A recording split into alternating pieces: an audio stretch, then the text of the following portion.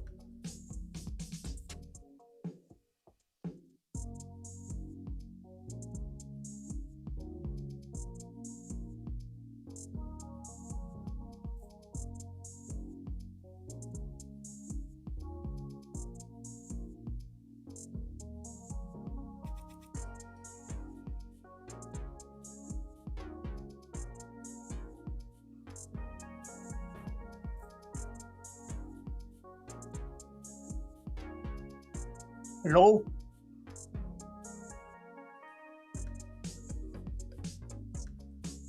Hello.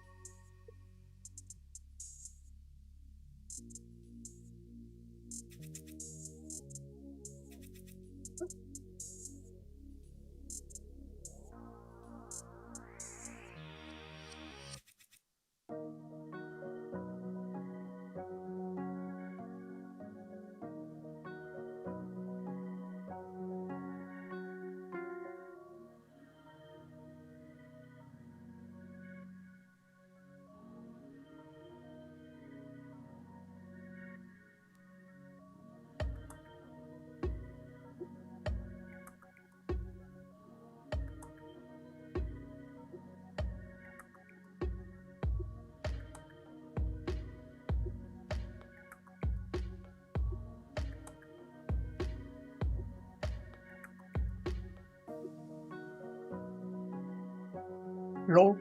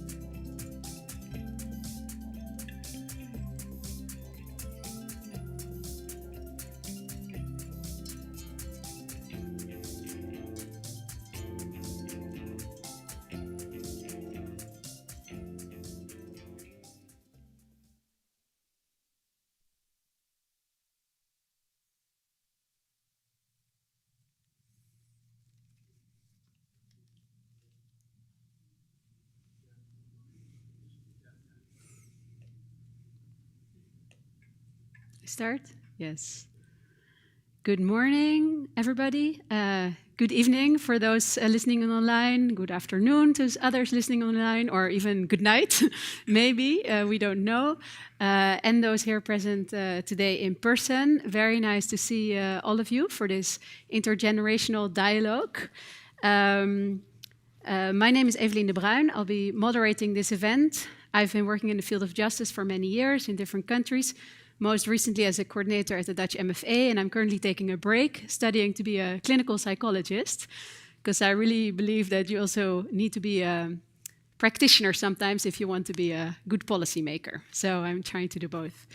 It's my pleasure to be a moderator for this event on justice, organized by the Pathfinders for Peaceful, Just and Inclusive Societies, the Young Justice Leaders, who are a cohort of youth changemakers from around the world, and the Justice Leaders, a group of independent leaders who have served at the highest level, offering a wealth of experience to all of us.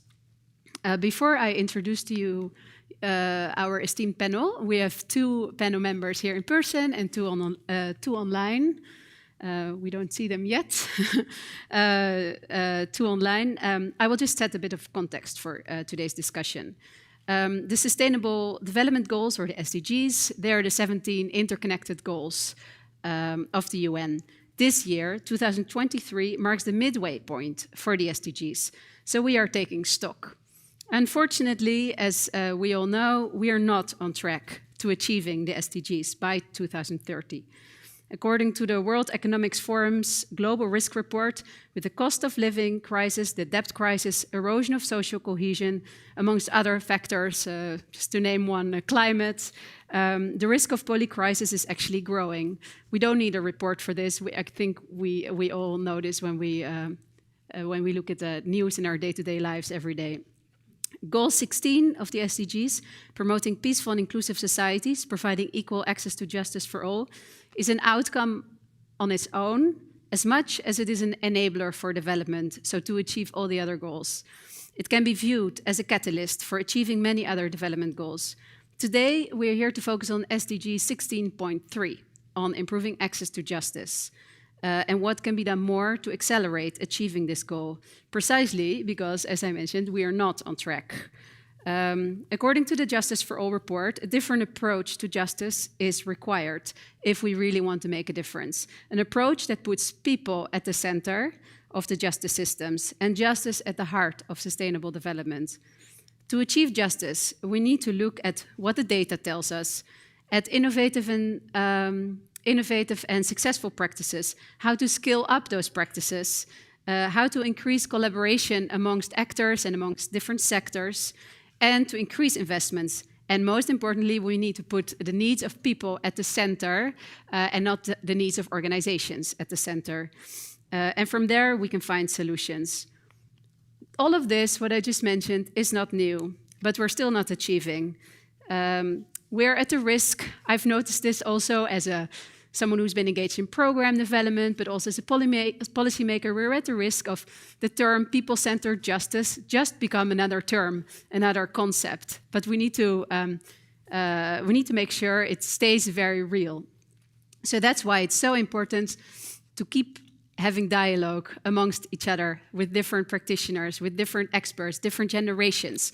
That's why today is a very interesting opportunity to have an intergenerational dialogue amongst two young justice leaders and two justice leaders with years and wealth of experience to exchange views on what does people-centered justice actually mean, experiences, learn from each other, but maybe also challenge each other, that certain ways of working don't work or that certain ambitions are maybe not realistic. The outcomes from this discussion can contribute to defining the way forward, leading up to 2030. We also hope to receive some very concrete recommendations on how to create more inclusive dialogue, have young people around the table, because they're not sufficiently around the table. But most importantly, the goal of today's discussions is to be inspired by what drives us, the people behind. We all know that we can have the perfect policies, the perfect systems, the perfect programs, but if it depends on the person in the end, if it's a success. Even if the system is not perfect and the policy is not perfect, if you have the right person, you can still make a difference. That's why today is also really about learning from each other and being inspired from each other. The speakers today are all very passionate and dedicated to improving justice. And the diversity of experience will for sure make a very interesting dialogue. So, without further ado, I would like to introduce our panel in alphabetical order. Maybe we can see the two others online. First, I'd like to introduce you to Ms. Kelechi Achinonu. Hi, welcome. She's a member of the Young Justice Leaders and currently the regional head of the Justice Accelerator at Hill Innovation Hub in West Africa. She's very passionate about tech and legal innovation, as well as justice financing, as it is only when these solutions are well financed that they can scale to reach millions of people and grow to be sustainable businesses. We look forward to hear from you later, Kelechi, and these ambitious plans that you have. Then I would like to introduce to you Gülşen Güler, who's sitting here in front. She's a member of the Young Justice Leaders, researcher, data literacy consultant. She examines and reimagines the relationship between justice, data, society, and power. She's also a trained social worker and has a lot of experience in the criminal justice system. Then I would like to turn to Justice Ndika, who has extensive judicial experiences as a justice of appeal in the judiciary of Tanzania. Justice Ndika was instrumental in establishing the law school in Tanzania and has been involved in the training of hundreds of students and magistrates. We're very grateful you're here. It was a short notice that you came on this panel, as it was for Kelechi, by the way. So thank you for your participation. We look forward to hear from you later. And then last but not least, Professor Song. He's a justice leader with vast practical and academic experience in the field of justice as a judge, prosecutor, attorney, and law professor. He's the former president of the International Criminal Court and the current president of UNICEF Korea. He has a lot of experience, especially in putting victims really at the center of justice, so we look forward to hear from you later on. So the format of this event is we have sort of two sessions. I will first ask each of the panelists to share for about 5 minutes really what drives you as a person. Why did you start to work on justice instead of all the other things that you could have done? Why is justice so important to you? And after that, we will go to some of the more technical questions relating to your experience. So, without further ado, I would like to hand the floor to our first speaker. Kelechi, what inspired you to work on justice, and what does justice mean for you?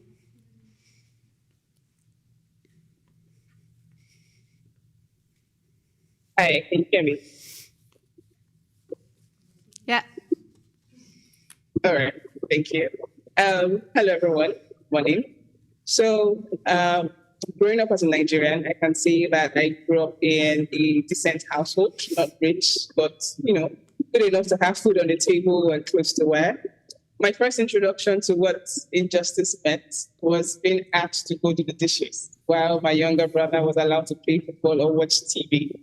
Or situations where I was asked to leave the bigger portion of food for my younger sibling just because he said he was hungry and I was the bigger sister. I mean, injustice to me was that I had to be the bigger person. And no, I didn't like that. I decided to become a lawyer because I thought that someday I would be in a position to seek justice for a wrong done to my family while I was younger. But over time, I have realized that the slow pace and inefficiency of our justice system has made forgiveness more achievable than justice. This mirrors the broader disillusionment of many people and how they feel towards achieving justice, fairness, and equality in our society. Access to justice has now become more like distant dreams than lived realities. As I've grown older, I've become more aware of the different forms of injustice that people around me are facing, locally in my country, Nigeria, and even globally. And I see an urgent need for change. Someone has to talk about it. Someone has to do something. At some point, I got tired of studying law. Why fight for access to justice when a father can literally pass down a legal fight to his children and children after just because he doesn't have the social or financial standing to get speedy justice?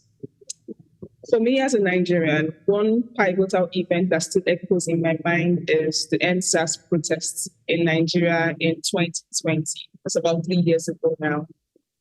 Young people like me took to the streets, demanding demanding an end to government brutality.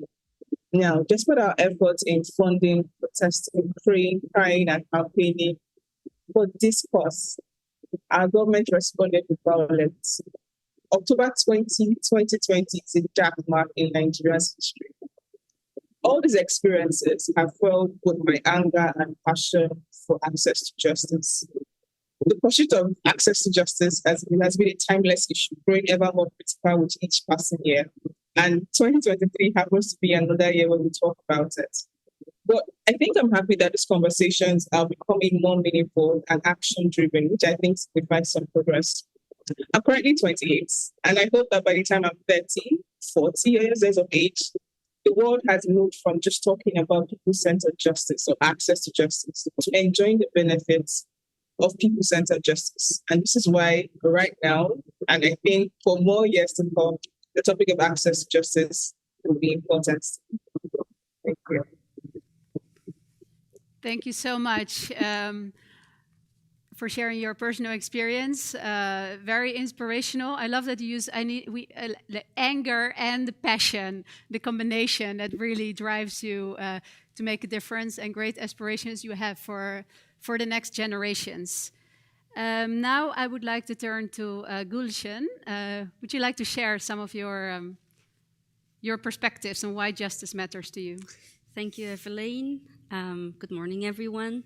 My name is Gulshan, and I'm one of the Young Justice Leaders. I also work as a researcher, and I have a background in social work. I think when I think about justice, it was already very obvious for me to be involved in somehow, and I decided, studying social work, to really be able to help people who are not necessarily able to navigate the legal system themselves, or who need protection, or who needs representation, mediation. And it was coming from a very lived experience place where I was really truly witnessing a lot of limitations and imbalances that we have in our society. And then when I started practicing, actually, many of the systems that we were using started to become more digital, because the digital government was the new thing. E-government was quite trendy, and governments wanted to make all the systems more efficient and more effective, to save time, but also to save budget. All good intentions in mind, it turned out to be that these systems had quite a few limitations, that how we decide to categorize people, and how we translate their reality into data points. There was actually quite a lot that was going to missing in between those. And this really pained me a lot, because I saw so many people who were telling me their life story or something that was really struggling, that they were struggling with. And all I could do literally just check boxes on a computer screen. And this pain really led me to understand, okay, who designs these systems? How are we deciding who has a decision-making power, and how we are using these systems, and why this is happening? So I ended up actually studying further, and I also worked as an academic researcher, specifically focusing on digital inclusion. Truly understanding what it means for the most marginalized in society to be using these systems, or to be represented in these systems that they might not necessarily know. As a social worker, I was interacting with so many data points that many of my constituents didn't even know that it existed, and they had no right to say anything about it. So that's why really it matters to me when we are talking about access to justice. First of all, people need to know what's happening, right? Procedural justice, but also the processes that they are going through. How was from the interview point, up until the decision-making point, how are we moving the people's stories, the people's lived experiences, and what we can really do to improve it. So I'll end up just by saying, I think we, in a digital society, in a digital age, we cannot talk about access to justice without talking about digital systems and how we're having representations within those systems. Thank you.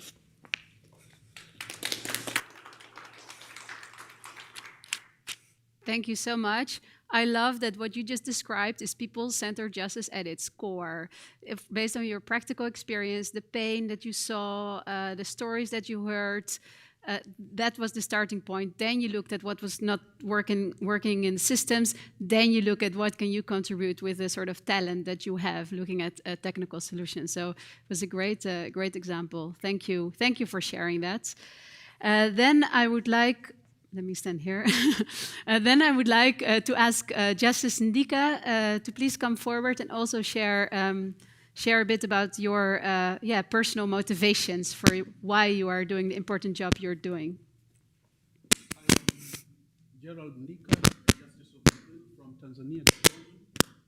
I'm very pleased and honored to be here today. And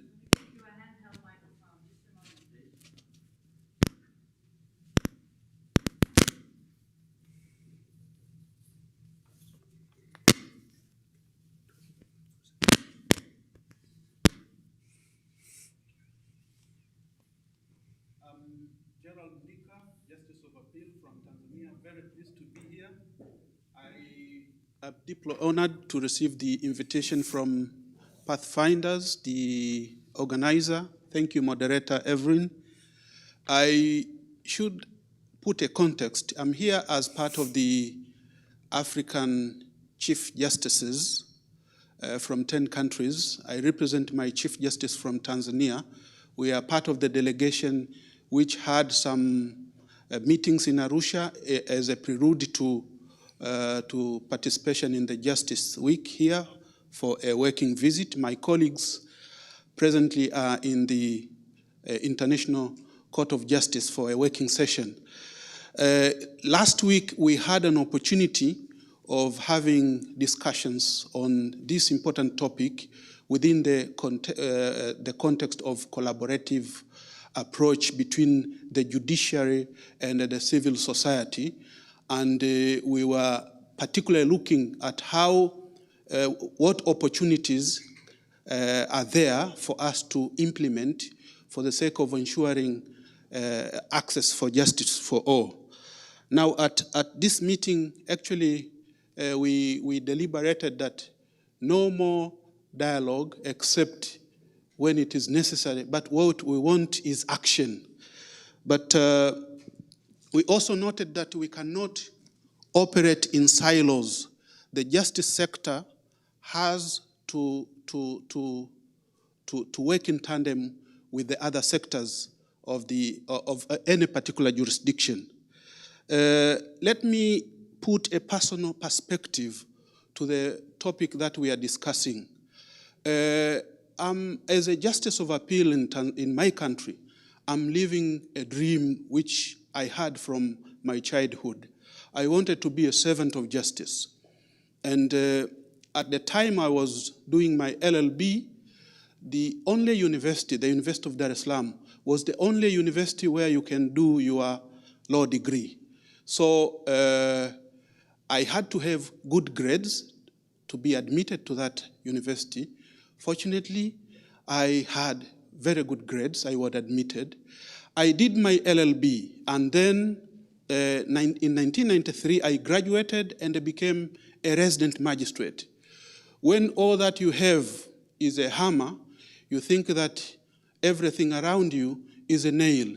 So when I was deployed at my first station, I looked at the possibility of getting myself, prove myself as a consummate servant of justice. But I couldn't. There were many justice challenges. For example, space was not there, office space. We had to share chambers. Apart from sharing chambers. There are things, simple facilities were missing, stationery was not there, etc. Now I'm talking about a courthouse I was working, which was in an urban area. Now, I'm not talking about a place, what I can call a hard-to-reach area, where a Land Rover cannot even take you there. You go by a Land Rover to a point where you have maybe to take a motorbike, and then to a point where you have to take a canoe to go across a river. And then at some point you have to take a walk to reach a particular community. In that community, formal justice system does not serve them. What serves them are informal justice arrangements. So this is what happened, what existed at the time, but it is also what largely exists presently, although I must say we have made huge strides in improving our justice delivery system in Tanzania. But I'm still thinking of these I can call hard-to-reach areas, because Tanzania is a country which is 23 times the size of the Netherlands. 23 times the size of the Netherlands. So my inspiration, my motivation is to ensure that justice is delivered, not for those who live in the urban areas, but those who live in the hard-to-reach areas. Now, from our deliberations in Arusha, we noted that a people-centered approach to justice is one that understands people's justice needs. It requires collaboration and coordination between key stakeholders, and by that way, we will ensure justice for all. But the key part of the stakeholders that we always do not engage are the young people.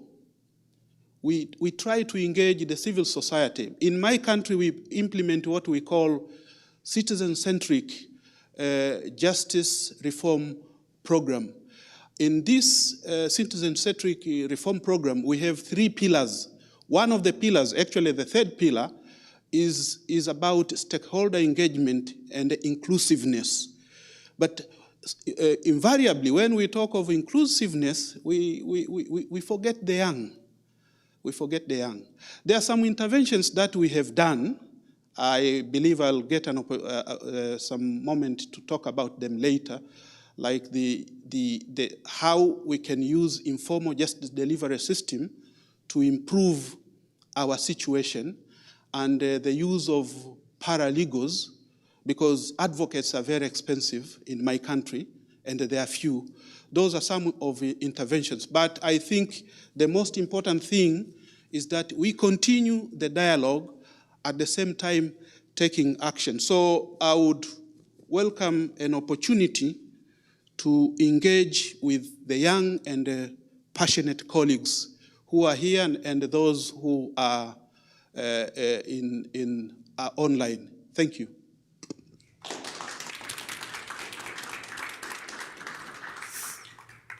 Thank you so much also for your last point, really emphasizing on the importance of voice of the young people, one of the reasons why we are having this dialogue today.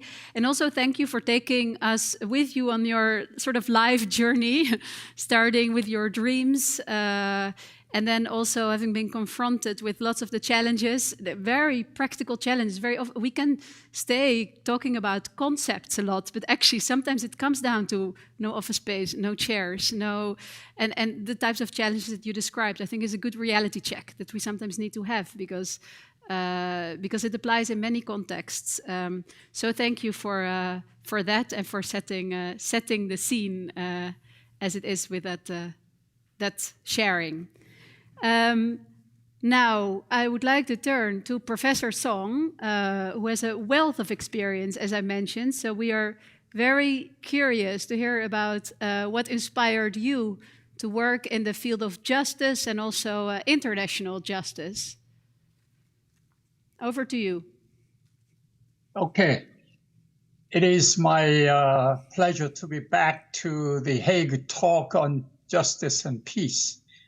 May I start by thanking the organizers of this meaningful event for enormous contribution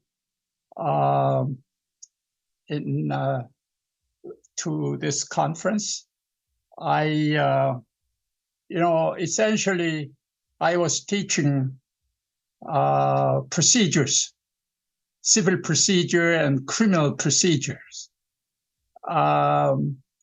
In my country, the Code of Civil Procedure as well as the Code of Criminal Procedure both have a quite long section that deals with the legal aid and the related schemes. As a teacher, I was interested in this particular subject. So I took one summer vacation off and went to Berkeley, the US, and took an internship at Legal Aid and Public Defender's Office there for about 3 months. And since then, access to justice question and people-centered justice question have always been in my mind.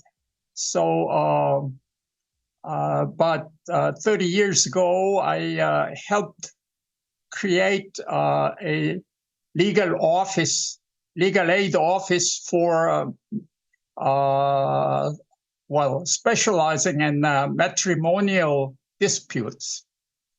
I still sit on the executive board of directors, overseeing the daily operation of this big office. Although the government introduced the nationwide legal aid schemes, the offices, legal aid offices I helped to create it are even more flourishing, and they play an important role in the Korean field of justice. Actually, my observation over the years is that a society that fails to respect and communicate with people and only invokes law or mainly invokes law tends to become a society where law is, after all, above people. Laws alone can never restore trust between people. I think this point would be what every actor in the justice field and justice leaders, young and old, should bear in mind. Everyone involved here in this area should try to achieve people-centered justice with human face. Thank you.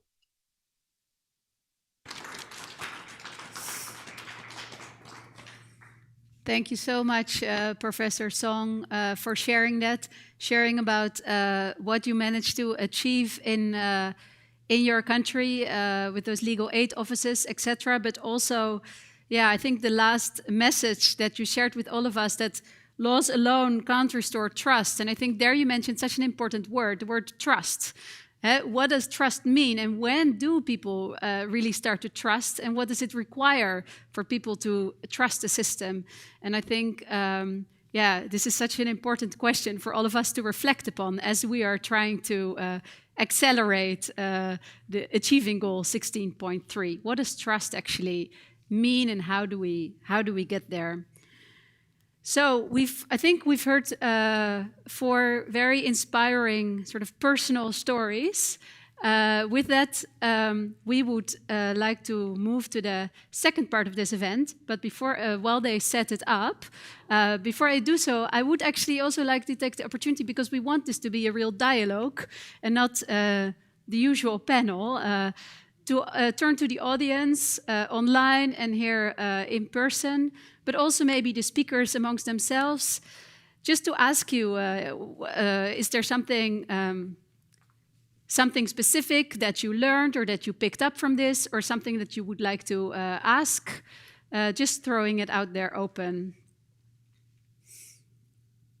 Leah, yes. Please also introduce yourself. May I have a mic, please? Yes. Thank you. Hi, my name is Leah. I work at Pathfinders. We're the organizers of the event. I would like to ask a question to all the speakers, and it's a question that I ask myself very often as a young professional in the justice space. How do you stay optimistic? What has kept you optimistic throughout your career? What keeps you optimistic right now? And how do you not become a cynic?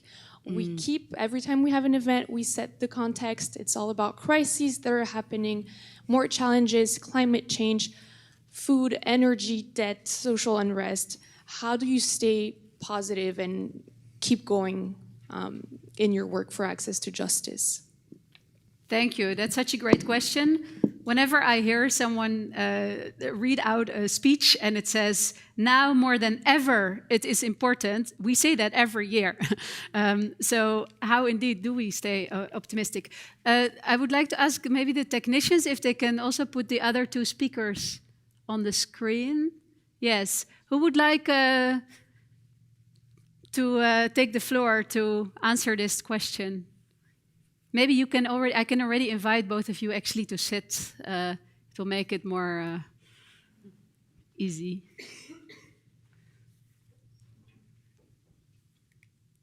I think for me, it's the passion. Once you have,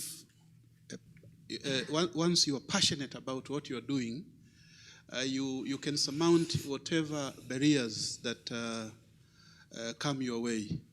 And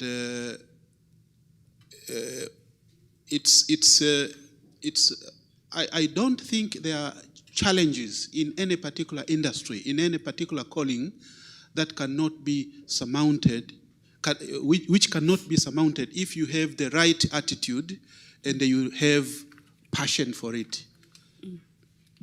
Great, very short and clear. Right attitude and passion. Gulshan? Yeah, okay. Sorry, Kelechi. All right, so I think as a young person, for me, it's just when there are 1,000 ways, 1,000 reasons to keep up, finding the one reason to keep going. I think that's like what has kept me going, because yes, I also share that layer where, you know, there is always that conversation and we're always talking almost about the same thing. And there is always something to cry about or to campaign about. And it's always the goal, not particularly the progress. So again, just finding the one reason to keep going, even when there are 1,000 reasons to keep up. Reminding myself that one person that my work has impacted, how it made them feel, how happy they are, and just holding on to that and keep going. Yes. Be happy with the very small steps that you achieve and the difference you make in even one person's life. Inspiring. I think it's definitely, to add what you both said, the acknowledgement that the work is never done. I think when we're talking about very huge concepts like justice or injustices, or we live in a very complex society, and these systems were not set up in one day, right? Like it's the culmination of years of or many different elements, economical, social, and I think once we acknowledge the complexity, we really have to think justice or this big societal problems as not tick boxes, because even if we have perfect justice in the world just for one day, I am pretty sure the next day something would happen and we would have to work towards re-establishing it anyway. So I think really acknowledging that it's never done and being okay with the fact that it's never done, but that's where the joy also comes in as much as the pain. I think there's also joy to know that we can really do our best in our lifetime.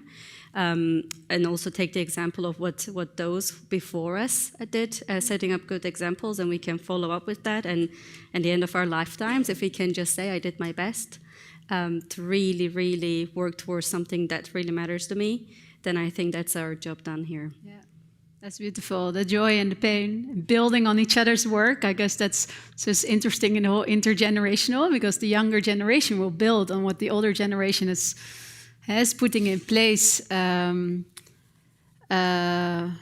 Yeah, so thank you for sharing that. Oh, and one important word that struck to me when you were talking is patience. The importance of patience. We all too often, and I guess especially looking maybe at ourselves as policy people, we want things to happen now, and we invest in the short term, and we don't have the longer breath to wait. How does a small seed that we plant now turn out in 20 years? No, now, and maybe sometimes then we make mistakes. So that's an important message as well, I think, the patience. Professor Song, would you like to share what keeps you optimistic? Oh, well, rather than that, since somebody referred to the environmental problem or climate change, I'll just give you one example where how justice is related to the environmental problems. The glacier or the snow piles in the north and south poles are constantly melting due to the global warming. I'm based on my own experience at the ICC, and it consequently results in the elevation of the sea level the world over. In particular, the islands countries in the South Pacific would soon be under the water.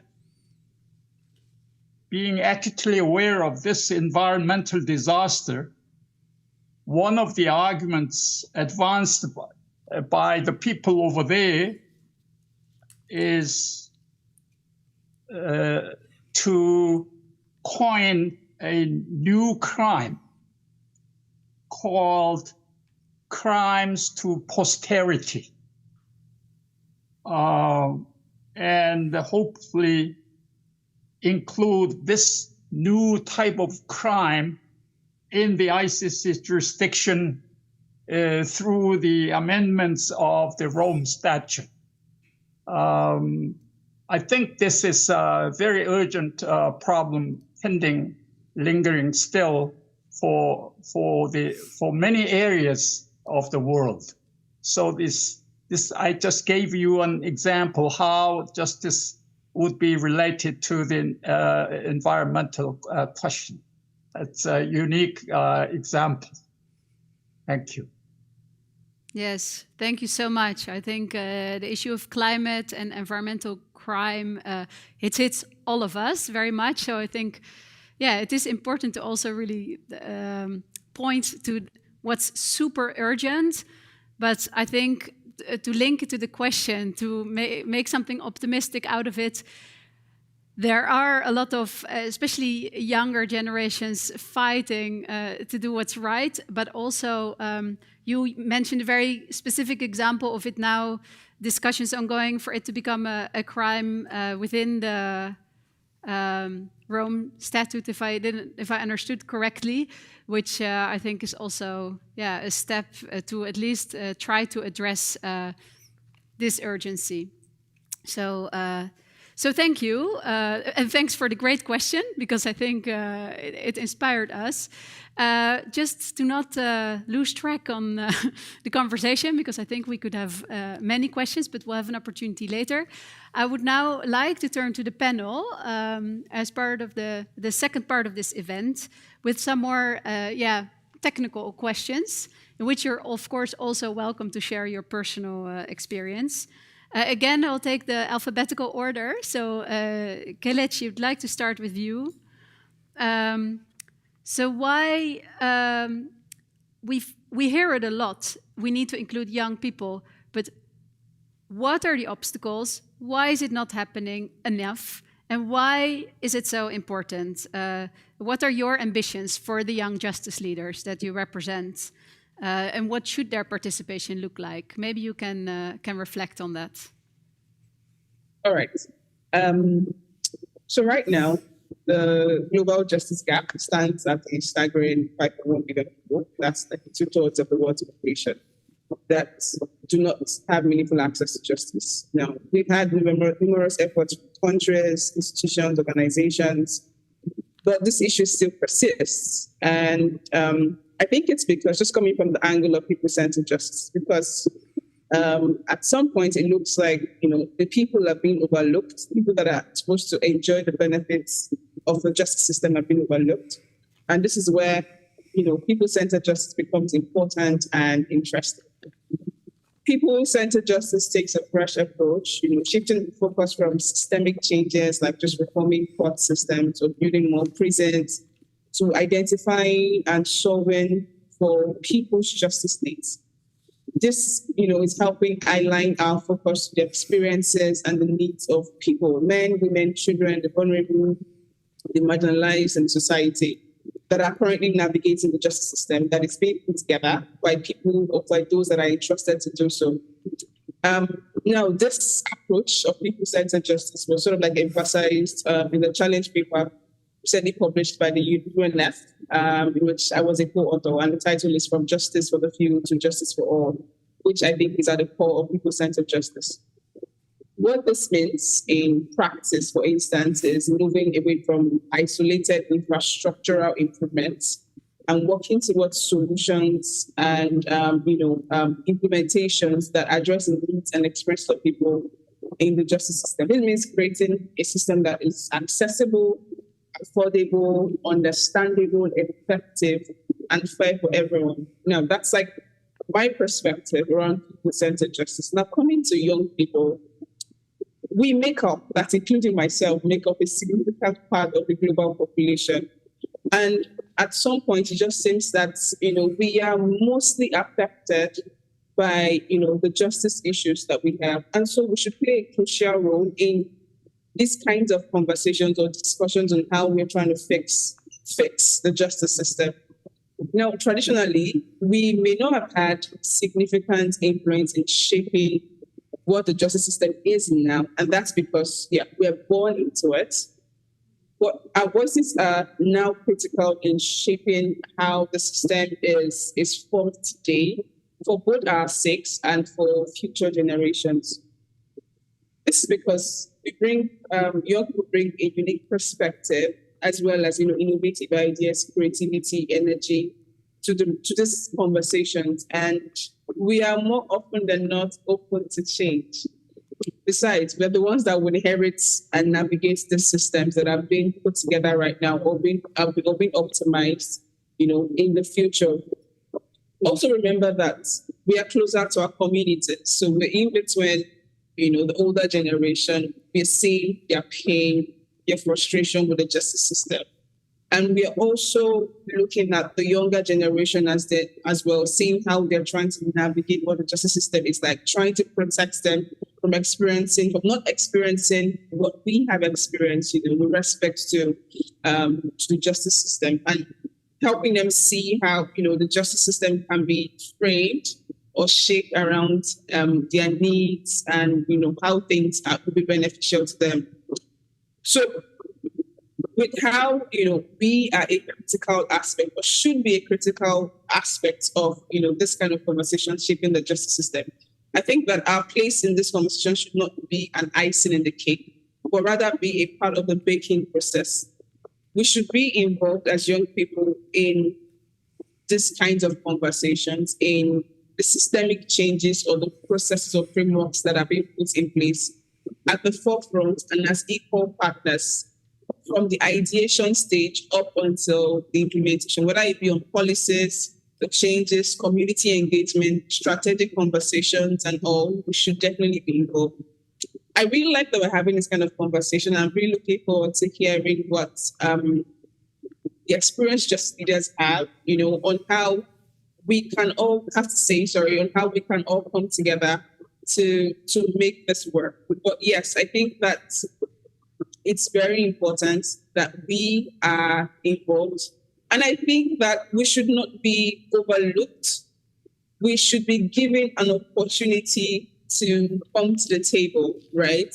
What I'm trying to say is I would ask that, the older generation, people in power, try us in quote, right? Give us opportunities, listen to us, bring us to the table.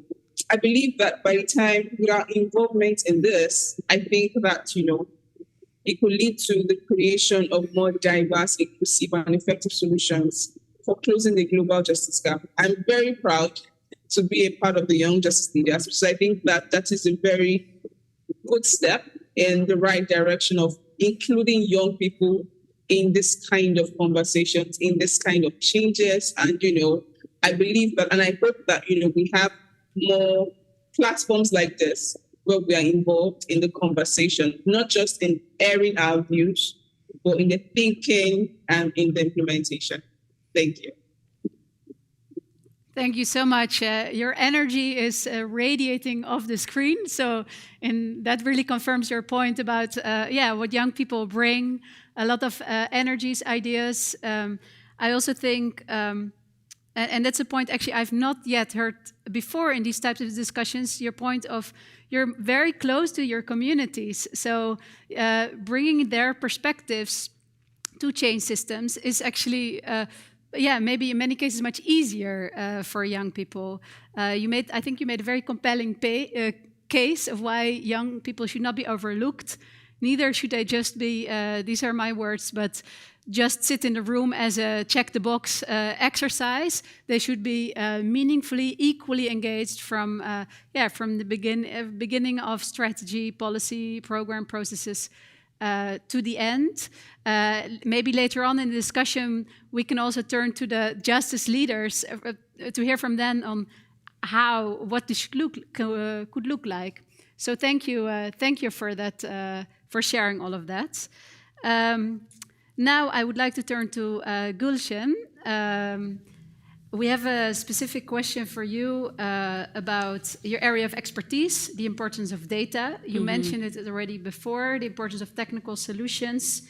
So how should and can data be used to contribute to justice? And also, again, what's the role of young people, and what's the message that you would like to share with us? Yeah, thank you. Well, we can be here for a long time, actually, because I think, especially when we're talking about SDGs, data-drivenness is a very popular concept that is coming up a lot in many discussions, in different goals as well, and they interact with each other, right? So data and this data-driven technologies really gives us unique insights to understand our process, what maybe finding some emergent patterns, seeing some specific criteria that we wouldn't be able to see otherwise, which is all good and great. And also, to Professor Song's point, data is playing a huge role in climate justice as well. But what I'm trying to point out is really we have to critically question the data's gaps and limitations. We cannot be blindly data-driven without understanding that data is not objective or neutral, and it is inherently biased towards what we decide to measure and how we decide to count what matters.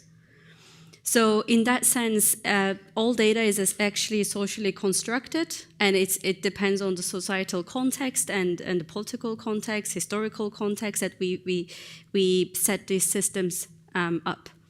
So that's just a very important point, and I would love to also have questions from people if it's clear to them, or if they're experiencing this critical questioning of data, or if it's just like, you know, being accepted blindly and truly just like data-driven decisions are always better than non-data-driven decisions, which is not the case. So what I see with this concept in mind, actually, there are different layers of how we can think about data's role within achieving justice, but also what it means to build digital systems with justice in mind. So the first thing is really to acknowledge access, the very basic things that, as Justice Gerald was talking about, we really do have to have the reality check, that there are millions of people who don't even have technical device, who don't even have access to internet. So when we're talking about measuring SDGs, who is actually represented in those data points? And what about all the people who are not able to even participate in the data collection process? So the access is a very important one, and we cannot really move forward without ensuring everyone has meaningful access to the internet and hardware if they want to. Building on that, once we really talk about access, we also have to talk about rights. Because in the digital sphere, especially now we're witnessing a lot of misinformation, all the platforms. What are our rights that are human rights, and how they're represented in the digital space? And can we really talk about digital rights, such as privacy, security, access? And how can we make sure that people are able to practice those rights? Which brings me to my third point. The third layer is the skills. Who is able to meaningfully engage with these systems, with these digital systems many policymakers and decision makers are using now to allocate resources? We can build all the infrastructure that we want, all the digital engagement systems to make everything a bit more participatory, a bit more citizen-centric. But if people don't understand what it means to them at the end of the day, or they don't have the skills to be able to interact with these systems, it's not going to work. So after skills, then we can actually focus on this big picture, which I call the ecosystem, but it's quite broad actually, because so much that goes into building this infrastructure in these digital systems, especially when it comes to SDGs, the accountability is a very big thing. When we don't understand the limitations of data, and when that data is made to use decisions, who is responsible if something goes wrong? Because most of the time, when we're talking about technology, it's perceived as this independent entity that functions within itself, but actually there are people who are making decisions using these systems. So who is accountable? What kind of reparations there are in place for those who are being harmed by these decisions? And what kind of meaningful participatory process there are in place? With that, I'll leave it there, but I think it's really important to understand this very complex idea, data justice. When I talk about it, seems very abstract and very challenging, which it is. But when we layer it and we really understand step by step how we can make it happen, I think it will really allow us to use technology better as we go into the future. Thank you so much for sharing that. And I think it's also a very, for me at least, refreshing and new perspective, because in the field of justice, we so often talk about the importance of data, but that's for people who don't understand anything about data, they will say that, but what do we, and I sort of understand evidence data, but what does it mean? And I think it's really important that you also point out some of its limitations in terms of the access, the risks, the skills that you need, the risks that data is being used in the wrong way, the accountability for it is so important to take that into mind. So I wrote down what you said, to build systems with justice in mind. I think that's a key takeaway, I think, from what you shared. Thank you. So thank you for that. Now, Justice Ndika, you mentioned already before the challenges that you faced in your work, also in the rural areas, the importance of informal systems, paralegals. You just spoke about this with other Chief Justices in Arusha as well. So could you share with us some practices that have been very impactful, but also maybe some ideas of how you can scale up access to justice that works for people? Thank you. Actually, building on what Gulsen has said, the limitations of these electronic systems within the context of the areas that I called the hard-to-reach areas, the limitations are quite obvious. And therefore, if we want these areas like those to have access to justice, then the most sensible thing to do is looking at how these communities solve their disputes based upon their own systems. So you look at those systems and you try to understand them and facilitate. You actually recognize them and facilitate those systems. In Arusha, we had a presentation from Kenya. A justice of the High Court of Kenya made a presentation on how they recognized such systems in particular areas, and they came up with what they called alternative justice system. And this system was quite effective in the sense that, first of all, those who were being served could take ownership because they understood those systems, the modes, the processes. So it was a legitimate approach to solving their own problems. And the success rate was quite high. And the beauty of this system is that it may not lead to always the outcomes of adversarial system where the winner takes all and the loser loses everything. So the relationships are mended and may continue even after the dispute is resolved. So these systems, we have them. In Kenya, I would say they are a little bit ahead when compared to Tanzania because they have taken an approach where experts try to train these people.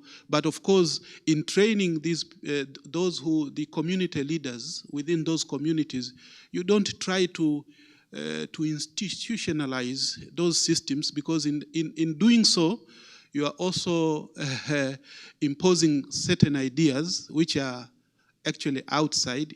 What you have to do is recognize the processes and facilitate them and let them grow. It should not be a top-down method of imposing a particular dispute resolution method. The other thing I mentioned was the paralegals. In Tanzania, as I intimated earlier, we do not have, I think we have less than 15,000 advocates, registered advocates. The population is around 60 million people. Now you can see how 15,000 advocates can serve such a big population. And most of them are not prepared to go to remote areas. So you have them congested in urban areas. So the best way to support people in remote areas is to have a system of paralegals. We had paralegals, but they were not recognized because the law only recognizes a person who has a law degree plus relevant bar training for him to be admitted as an advocate. Now, if you have paralegals, because it's easier to train them, you train them for a very short period of time, and then you let them go across the country and serve So through that initiative, we have an ecosystem of community-based societies, organizations, plus paralegals serving people across the country, especially those who cannot afford to pay an advocate. Now, looking at the circumstances of my country, I would see a lot of logic in in deploying paralegals, although I know their understanding of the law is a little bit limited. But what else can you do if you have less than 15,000 advocates serving a population of 60 million people? So these two methods, in my view, have improved the situation, not just in terms of supporting the formal justice delivery system, but also making sure that even the informal justice delivery system can work in tandem with the formal system. Thank you so much for sharing a very real and practical experience on how you've dealt with some of the challenges that your country is facing. I think it's very important for all of us to learn from those experiences. I think it's also people-centered justice at its core, because you start from what are needs in a community, what is available. You have the alternative justice systems, and then you have the system of the paralegals to also bring justice as close as possible if the formal system is unable to address some of the challenges. So thanks for sharing that experience with us. And now I would like to, before we turn to some answer questions, I would like to turn to Professor Song again. Maybe you can also share your insights and lessons on what you think works in justice, and what you think some of the challenges are. Also keeping in mind that here we have young justice leaders who are ready to pick up the challenge. So what is your message to them? We know that you've been very central in emphasizing the importance of the inclusion of victims, also during your presidency of the International Criminal Court. So we would love to learn from your experiences. Thank you. Thank you, Evelyn. Well, I by and large agree with the Justice Gerald, because statistically speaking, almost all the jurisdictions except a few most advanced countries suffer from the same thing. I mean, too few the lawyers for vast the number of population and so on. And also he refers to the ADR, alternative dispute resolution system. This one is pretty much academically and professionally tackled in the U.S. jurisdictions, starting from facilitation to conciliation, mediation, down to arbitration and so on.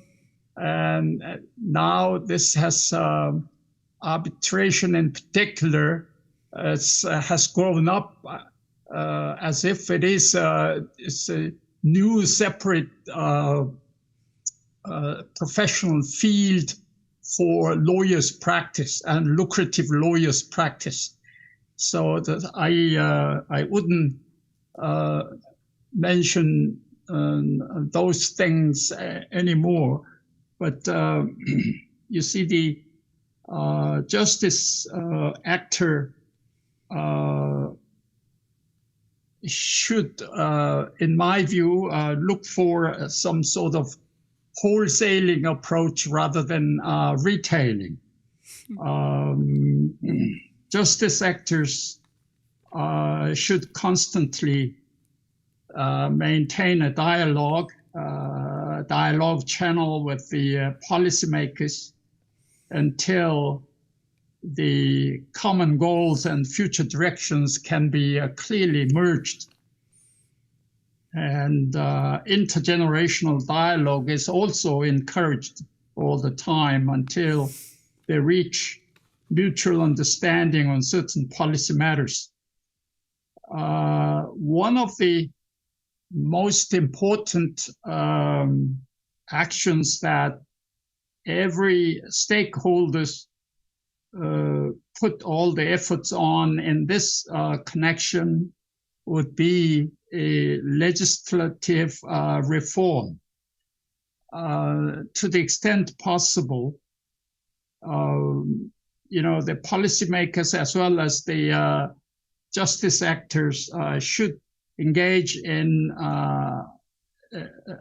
the campaigning for many ideas of legislative reform amendments or new pieces of legislation to ensure access to justice, or preferably to achieve people-centered justice.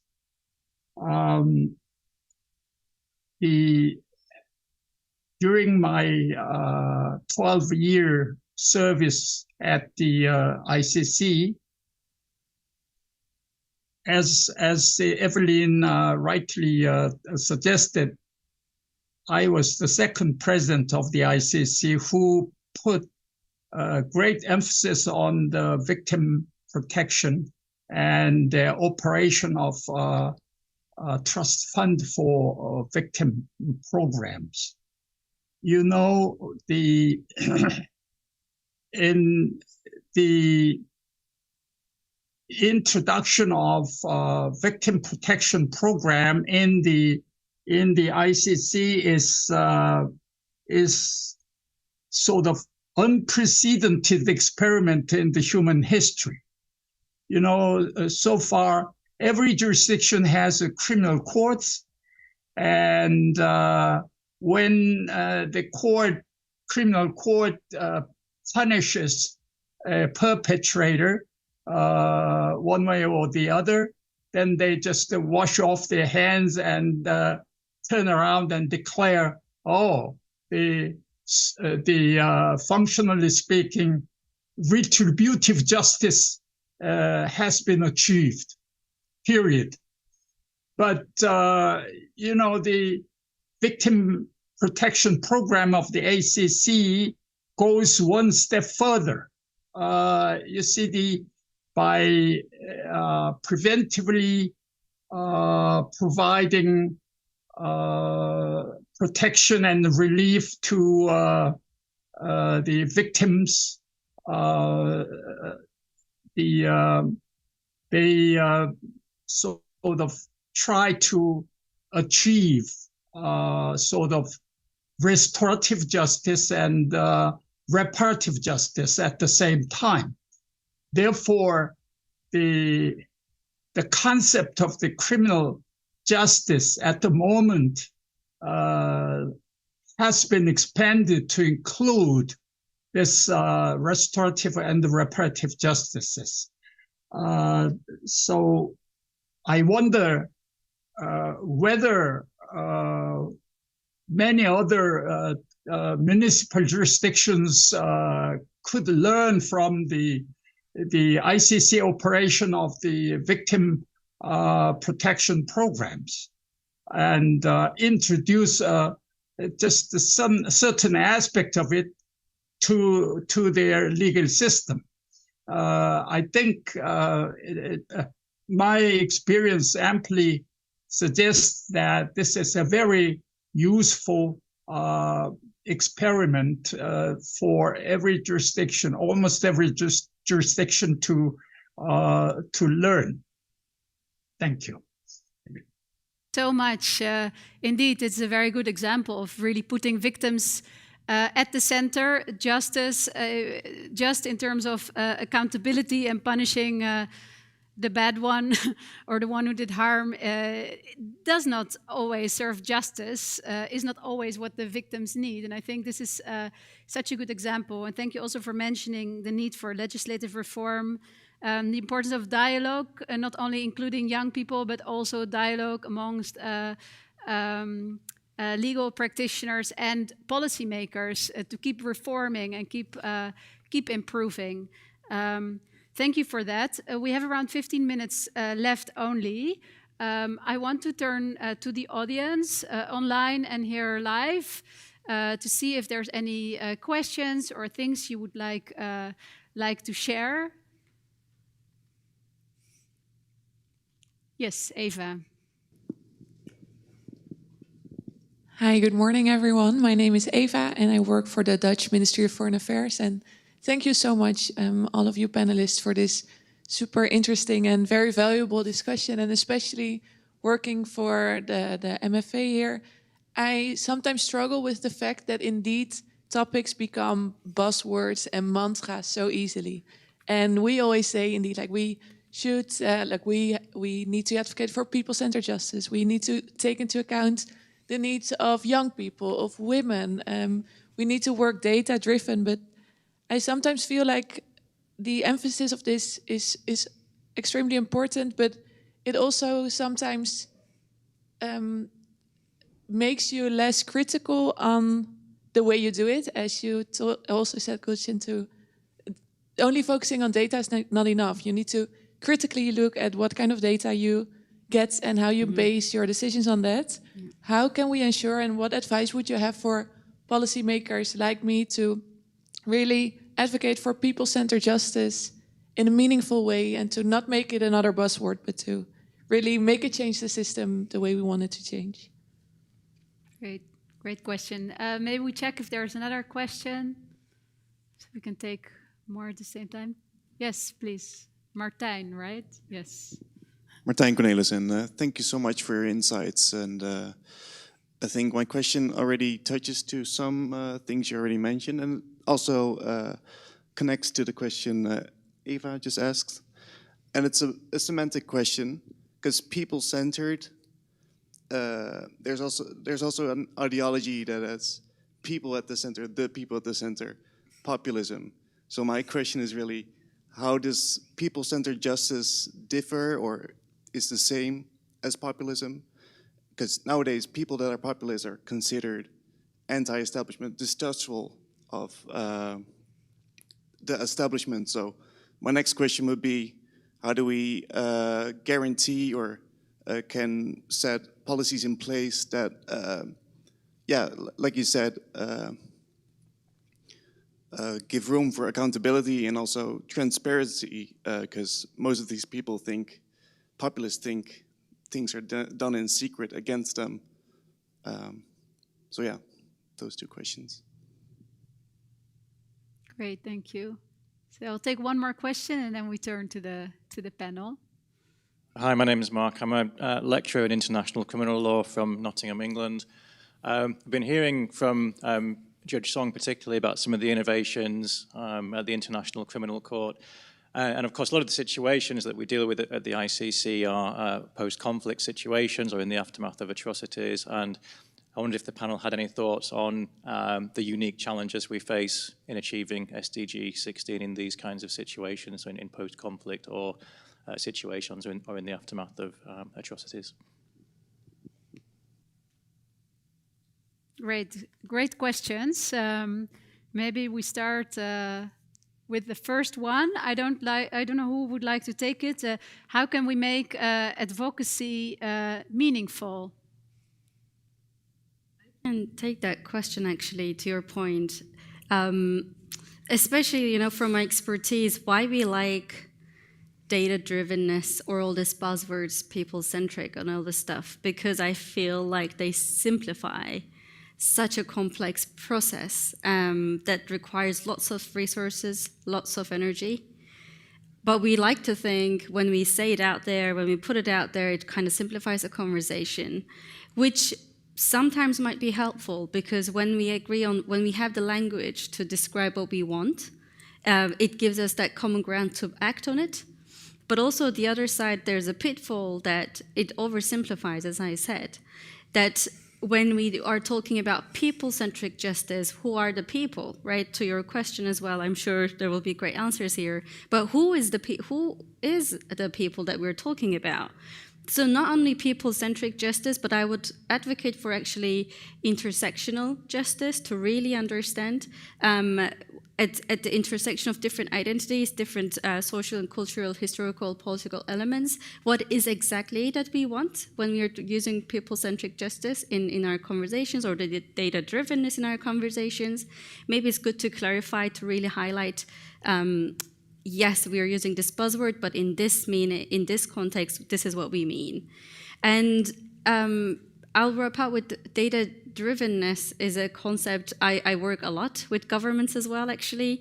And what I see is that when we're talking about all these systems, they're not designed to function themselves, right? They're designed for people. So when we understand the 3 Ps, or 3+1 Ps that I talk about, it starts from principles, right? Before even we maybe procure technology systems in our justice processes or what we want, that really informs what the processes that goes after the principles that based on the processes, how we make those systems work. And then of course the 3rd P is the people, that are the systems, the ones who are using it, but the ones who are also supposed to benefit from those systems. So when we have that understanding in mind, I think it clarifies something. And those 3 P might be a good lens to make sure that we are unhyping these words that we are talking about. Thank you. For the other 2 questions, I'm going to ask the panelists to keep it a little bit short, the answers, but they were important questions. Thanks for the question about people-centered justice, because it actually proves the point that for some it has become a buzzword and we know exactly what we mean, but actually it's not yet clear at all for people who doesn't work on a day-to-day with this concept. And it's so important to clarify that what we mean is actually not the populist anti-establishment. So it's an important question. Thank you for that. Maybe Justice Ndika, would you like to say something in response? Actually, in the context of my country, actually I'm referring to the reforms that we are undertaking. The focus by citizen-centric judicial reform, the focus is on the people. And therefore, one of the cornerstone of the reform is actually to engage stakeholders. So there's a stakeholder engagement and inclusiveness. So I think, for example, if you look at the example I've given about Kenya, the alternative justice system, where the community leaders, the community leaders act as conciliators or mediators, and they resolve those disputes within the community. You see that this actually, the approach has originated from the community itself. It's not top down. It has, the focus is actually the people themselves that will apply that particular mode of dispute resolution.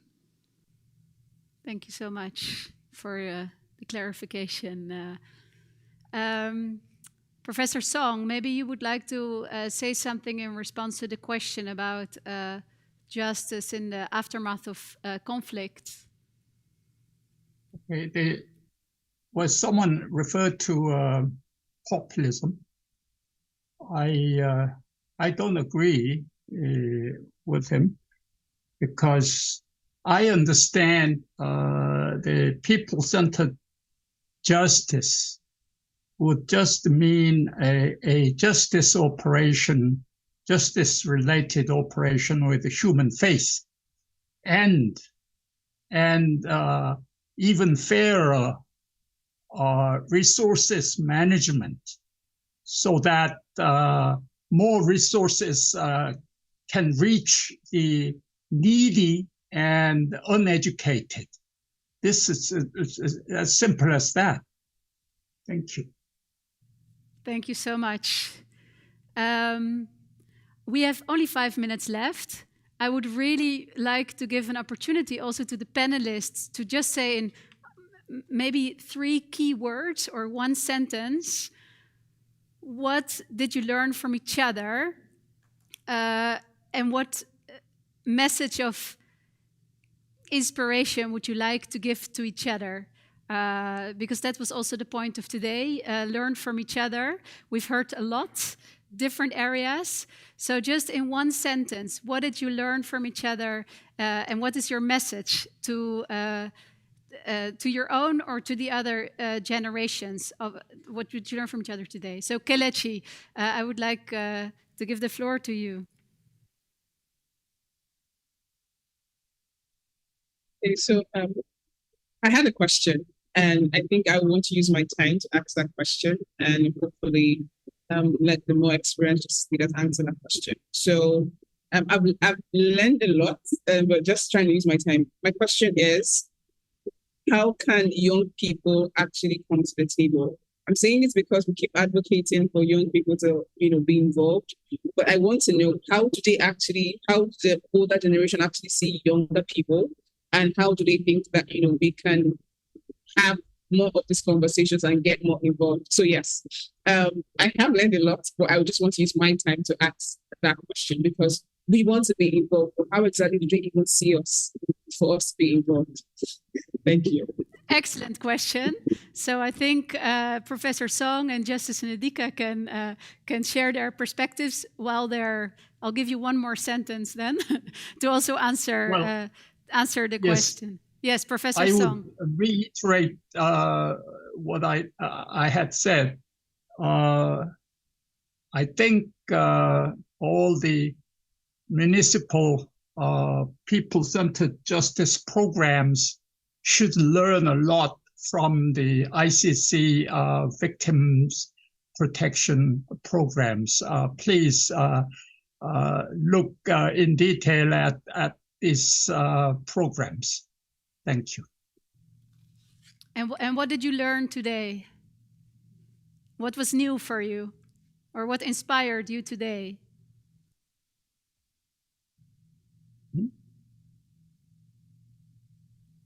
What inspired you today? Me? I think there's a connection problem. Can you hear me?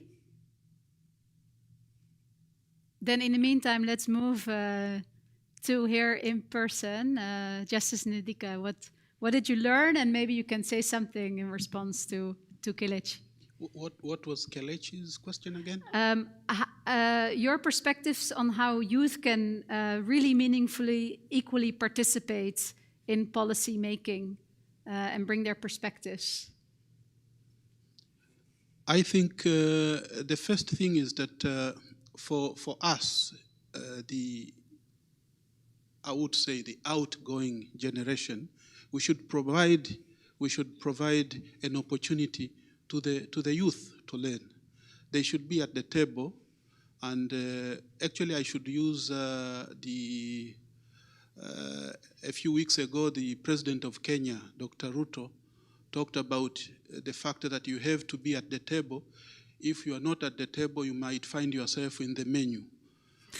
So it's important for the youth that for us, we have to provide an opportunity for them to come to the table, and the youth should seize the opportunity and come meaningfully contribute to the dialogue and the implementation of the resolutions that are made. Great, thank you so much. In terms of what I've learned, actually,